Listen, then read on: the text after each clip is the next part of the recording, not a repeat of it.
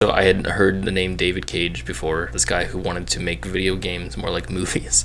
I want to create emotional experiences. I need actors.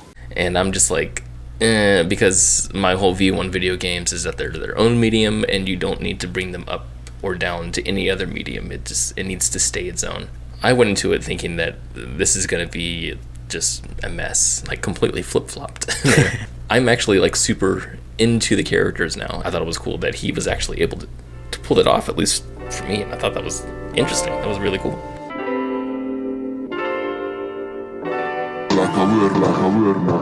The first thing that I picked up on was that you had to hide stuff to your murder, and I immediately thought, wow, this is cool.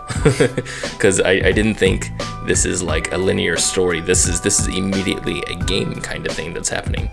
And so when you had to hide the knife, when you had to clean up the blood, like these aren't things that they tell you to do. These are just things that, you know, maybe you should do them. So it was a really interesting thing for me right there. I thought the idea of introducing a cop on split screen, I thought that was really cool.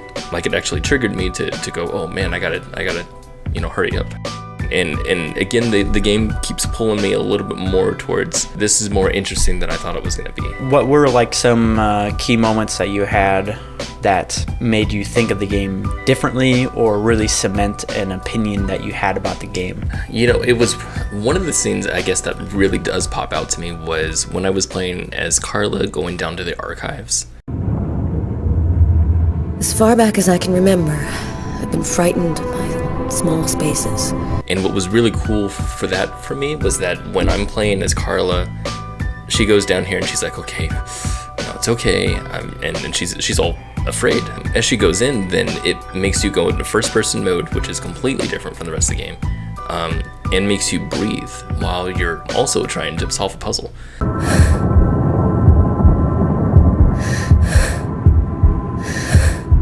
And I was like, wow, this is like really complex all of a sudden. Like I really enjoyed what they were trying to do with this kind of emotional connection here.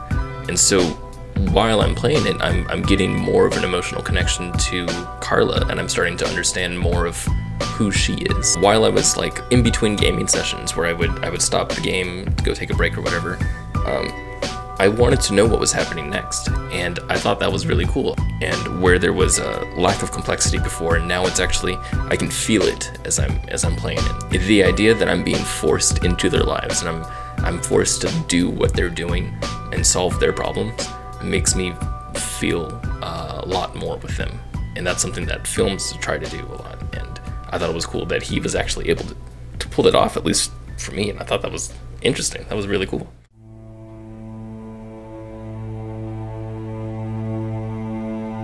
So before you had even gone into this game, what were you thinking was going to go on? Going into this game, I was pretty excited because I really like David Cage games. I've enjoyed Heavy Rain a lot. My opinion of this game and how it's evolved has been really weird. It almost took playing the entire game, like till the credits were rolling, for me to cement an opinion on it, because it was just so up and down for me. The game starts and you get this really, I was kind of surprised at how cheesy it was. It was just like this really cheesy, like melodramatic kind of monologuing that's like he's using a lot of words but not really saying anything. Newspapers, soap commercials, politics, and history books. Then we go into the bathroom and we see a guy washing his hands, and he's minding his own business, and he gets murdered. And I couldn't help but feel a little conflicted at this point with how the murder plays out. We cut back and forth between like this ritualistic void and the bathroom, and we still kind of get the impression that he's possessed, but it's so heavy-handed. Like, it's so heavy-handed.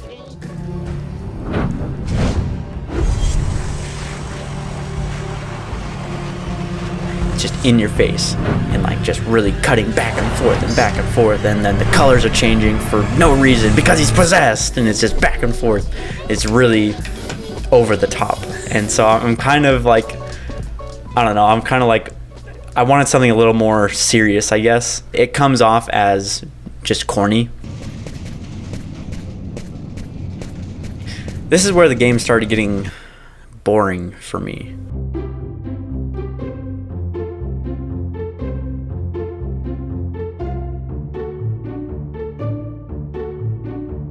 Kind of like just grabbing stuff and putting it down and just kind of talking like, oh, you gotta get those guy, go get the bad guy. Okay.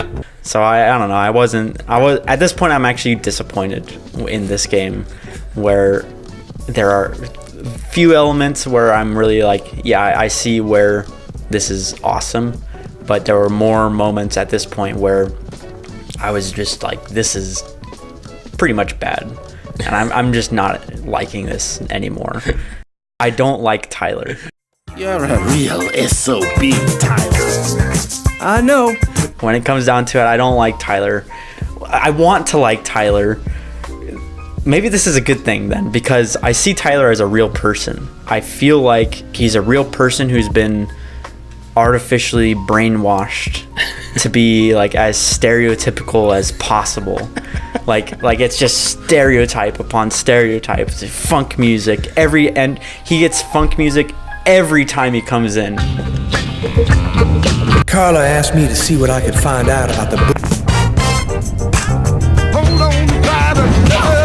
Now I just wanted to relax and play some b-ball. But then I can see through that, and I see like, oh, he's actually just like he's passionate about his work, and he's found his calling, and he's really into it.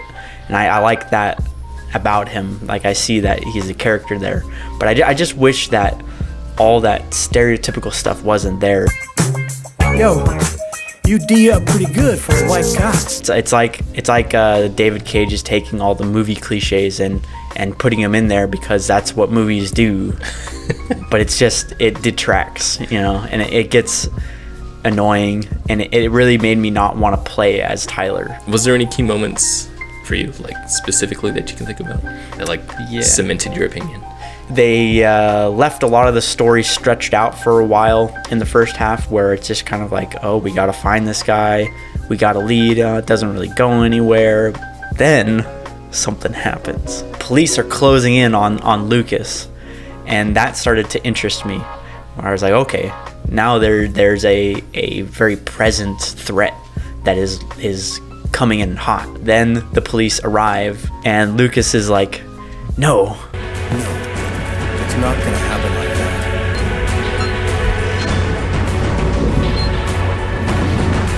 and then he does like a double backflip, and he's dodging bullets, and it's slow motion, and he's jumping off a helicopter, and he escapes a whole like army of police officers. We knew he was dangerous, but not that he could knock out trained armed policemen and then escape hanging under a helicopter. It's the craziest thing ever. It just comes out of nowhere.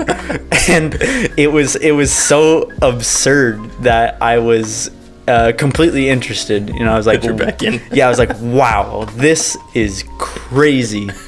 And so that is coming from a little bit of an ironic place, where it is really, I don't know, I struggled to call it bad though, because it got such it elicited such a strong response from me that was just kind of surprise and like enjoyment. Like, it was so enjoyable to watch that. And then from that point on, the story is being dished out, and it's a lot more engaging. And I was actually with you there, where I was actually genuinely interested in what was going to happen next, because now, as opposed to earlier in the game where it was kind of drawn out and like more mysterious, it was more like each scene was revealing something interesting, a plot point that was intriguing, that made me want to see, oh, what's the next scene going to hold? What's the next scene going to hold?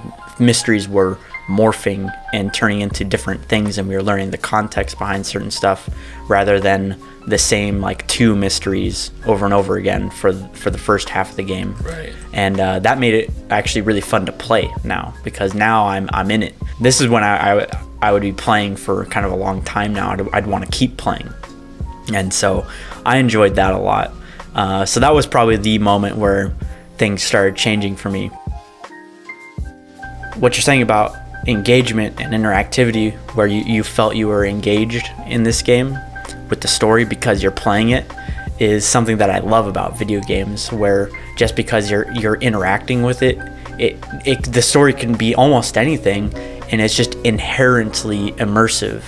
And that's something that video games have over film, where film is always trying to get you immersed and engaged, and you have to do it in a slightly more passive way because you can only watch and think. Right.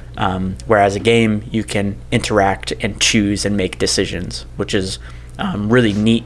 And I love that about Indigo Prophecy.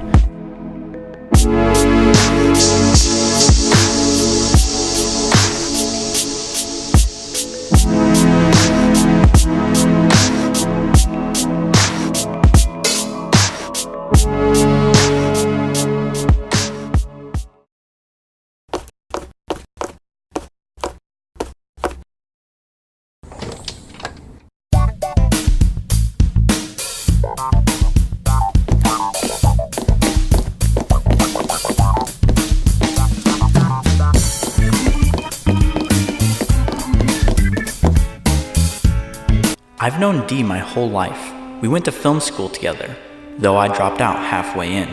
I've been doing freelance ever since, and been chasing a far-off dream of being a YouTuber on the side. We analyze video games together. I don't even like video games. You still haven't finished the game yet? We gotta shoot our episode today!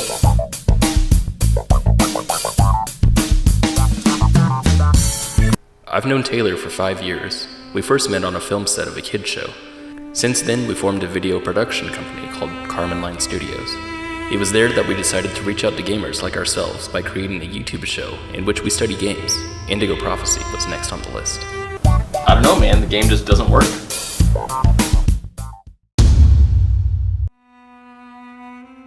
And that's how my story ends. The game crashed and I never played it again. I guess I'll never find out what I think of Indigo Prophecy. Confirmed was cancelled a week later, and Carmen Line Studios was banned across the internet.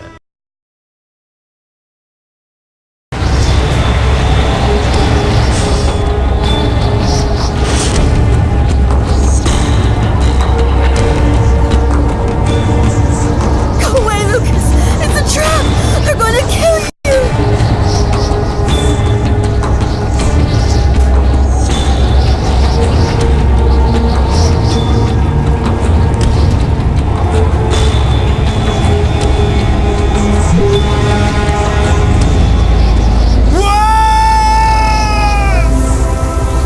That's how my story ends. Officially, they called it a suicide. I'd never find out the truth about what really happened to me in that restaurant on that cold January night. I'd never know who it was that killed me.